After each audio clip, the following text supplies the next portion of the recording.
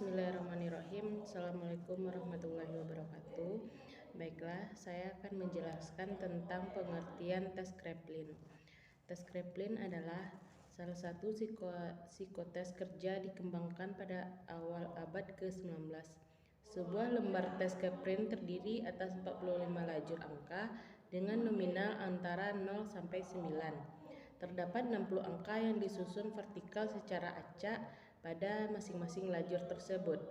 Pelaksanaan tes tersebut cukup sederhana. Tes Kraepelin ini merupakan sebuah tes kepribadian atau juga disebut dengan tes psikologi.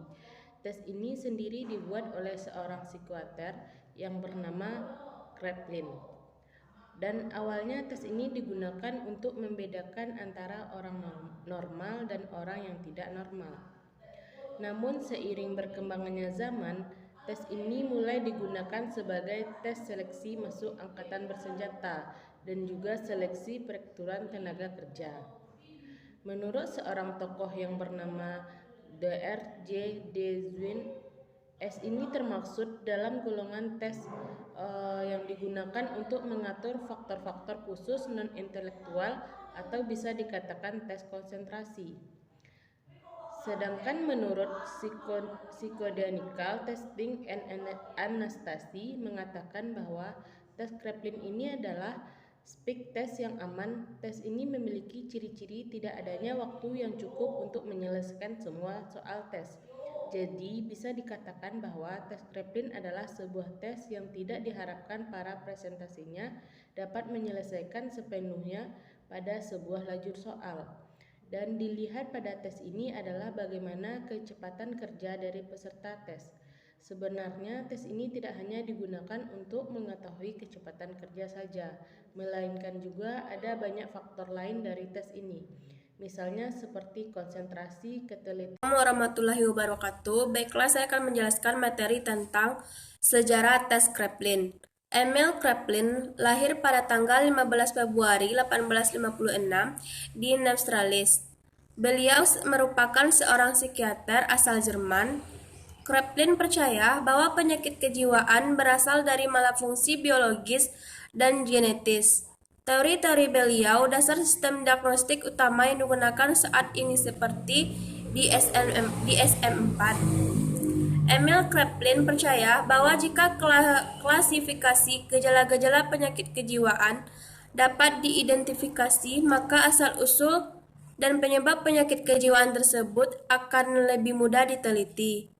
Kraepelin menjadi terkenal terutama karena penggolongannya mengenai penyakit kejiwaan yang disebut psikosis. Kelebihan dan kekurangan tes Kraepelin. Tes Kraepelin mempunyai kelebihan, yaitu yang pertama, dapat mengungkapkan bakat dan kepribadian sekaligus dengan melihat hasil kerja tes. Yang kedua, sebagai tes yang bersifat speed test, dapat digunakan untuk seleksi yang mempunyai nilai kompetitif, artinya tes cenderung terdorong untuk bersaing dengan tes lain. Yang ketiga, tes Kraepelin juga bersifat power test, sehingga dapat mengukur daya tahan seseorang dalam menyelesaikan tugas yang menjadi tanggung jawabnya. Yang keempat, alat ukurnya yang masih praktis dan bebas budaya. Yang kelima, memberikan informasi tentang penempatan dan dapat menemukan kasus yang dihadapi testi. Selanjutnya, kekurangan dari tes Kraepelin yaitu yang pertama, tes dituntut kemampuan baca dan tulis, khususnya kemampuan baca dan tulis angka atau matematika sederhana. Dengan demikian, penggunaan terbatas kepada orang-orang yang mempunyai kemampuan baca tulis. Yang kedua, tes juga dituntut mempunyai kemampuan berpikir cepat. Hal ini akan kelihatan pada hasil tes pada aspek kecepatan kerja. Pada saat mengerjakan tugas, mereka yang tidak mempunyai atau kemampuan berpikir cepat akan kesulitan menyesuaikan diri dengan materi tes. Selanjutnya, yang ketiga, teknik scoring tes ini memerlukan ketelitian dan korektornya. Yang keempat, tes ini tidak tepat untuk teknisi dan olahragawan. Saya akan melanjut materi dari rekan saya, yaitu prosedur tes Kraepelin.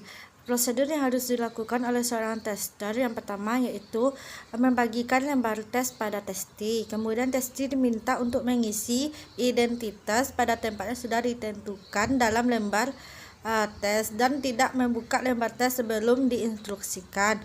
Kemudian tester memberikan contoh mengisi lembar tes pada papan tulis agar testi tahu apa yang harus dia lakukan.